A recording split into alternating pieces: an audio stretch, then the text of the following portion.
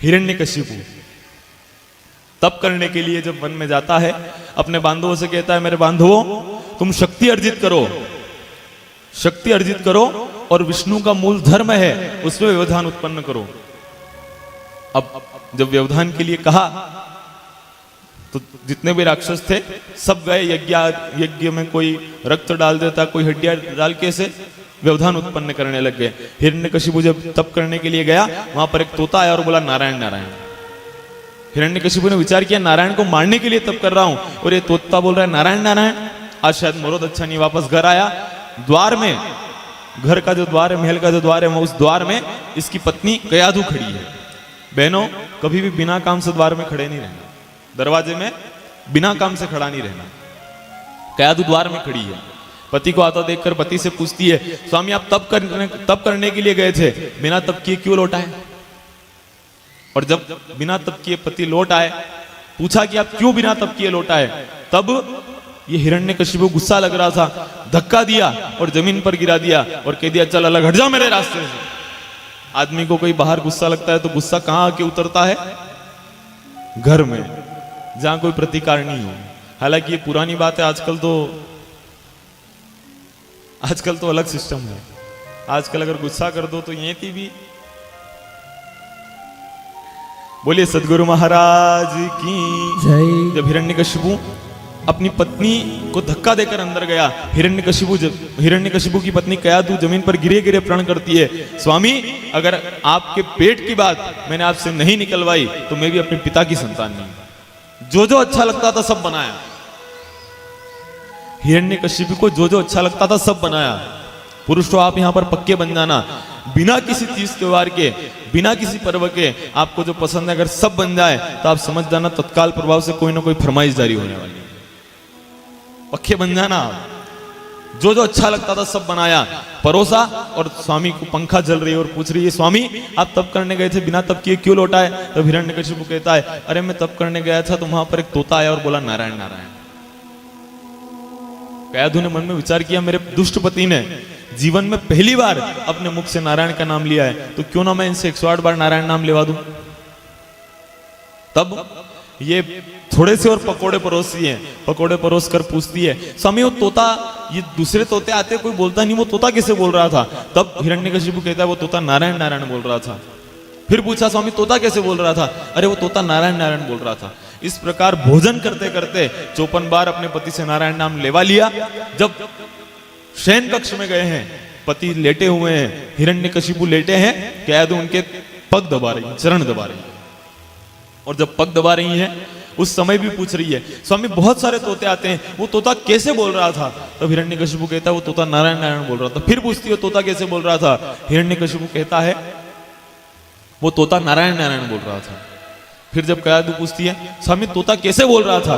तब हिरण्यकशिपु को क्रोध आ जाता है, वो कहता है क्या जब से आए तब से पूछ रही है तोता कैसे बोल रहा, तोता कैसे बोल रहा था? अरे वो तोता नारायण नारायण नारायण नारायण नारायण बोल रहा था। कयाधु ने मन में विचार किया, बोले गुस्से में आकर बोलो, मेरे को तो 108 बार नारायण नाम लेवाना है।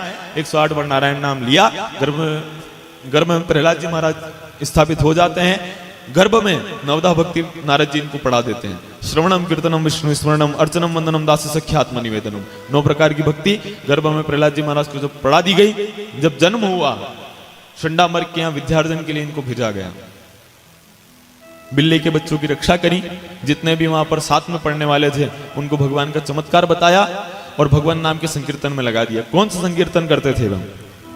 श्रीमन नारायण नारायण नारायण, श्रीमन नारायण नारायण नारायण, नारायण नारायण नारायण, श्रीमन नारायण भवतारायण, श्रीमन नारायण भवतारायण, श्रीमन नारायण नारायण नारायण, श्रीमन नारायण नारायण नारायण, यहाँ नारायण वहाँ नारायण, जहाँ देखो तहाँ नारायण नारायण, जहाँ देखो तहाँ नारायण नारायण। बोलिए सांवरिया सेठ की जय। भगवान के भक्त बने और भगवान के जब भक्त बने हैं, भजन कर रहे हैं, एक दिन हिरण्यकशिपु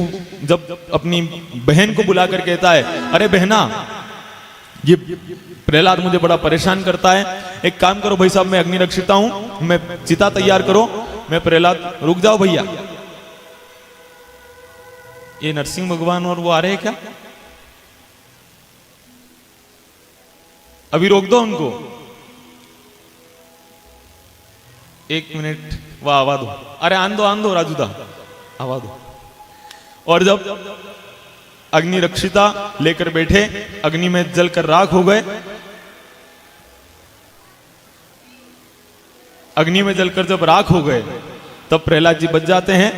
और जब प्रहलाद जी बचे, सभा में ले जाकर जब बिठाया, पूछा कि बता कहां है तेरा नारायण, पूछा बता कहां है तेरा नारायण। तब प्रहलाद जी कहते, पिताजी आपका प्रश्न गलत है, आप पूछिए कहां नहीं है मेरा नारायण, हर जगह मेरा नारायण है, हरि व्यापक सर्वत्र समाना, प्रेम ते प्रकट हो ही में जाना। और जब ये बात वे कहते हैं, तब हिरण्यकशिपु पूछता है, क्या इस महल में भी, हाँ इस महल में भी, क्या इस खंबे में, हाँ इस खंबे में। और जैसे ही गदा उठाई और खंबे पर मारा, उसी समय दशों दिशाएं गुंजायमान हो जाती है। भगवान नरसिंह का प्रार्थना, बोलिए नरसिंह भगवान की जय। बोलिए नरसिंह भगवान की जय। और जब नरसिंह भगवान का प्रादुर्भाव हुआ, दशों दिशाएं गुंजायमान हुई, देखा हिरण्यकशिपु ने, उसे सब स्मरण में आ रहा है जो वरदान लिया था। क्या वरदान है, मैं न जल पे मरूं न थल पे मरूं, मैं न रात में मरूं न दिन में मरूं, ना मैं घर में मरूं ना मैं बाहर मरूं, ना मैं अस्त्र से मरूं ना मैं शस्त्र से मरूं, ना मैं पशु से मरूं ना मैं नर से मरूं। इतने आशीर्वाद लिए थे, गए। अच्छा, ये नरसिंह भगवान है क्या?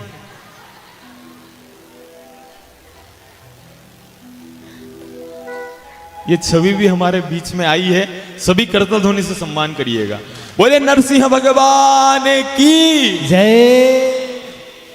भक्तराज प्रहलाद की जय। और जब नरसिंह भगवान हिरण्यकशिपु को उठाकर अपनी जंघाओं पर बिठाते हैं, पूरा वरदान उन्हें जब याद दिलाया, तुमने जो जो वरदान मांगा था देख लो, तुमने कहा था ना अस्त्र से मरूं ना शस्त्र से मरूं, मैं अपने नाखूनों से तुम्हें मारूंगा, तुमने कहा था ना जल में मरूं ना थल पे मरूं, मेरी जंघाओं पे तुम लेटे हो, तुमने कहा था ना घर में मरूं ना बाहर मरूं, तो देख लो तुम घर की दहलीज डेरी पे हो, तुमने कहा था ना रात में मरूं ना दिन में मरूं, तो देख लो ना रात है ना दिन है, संध्या काल का समय है।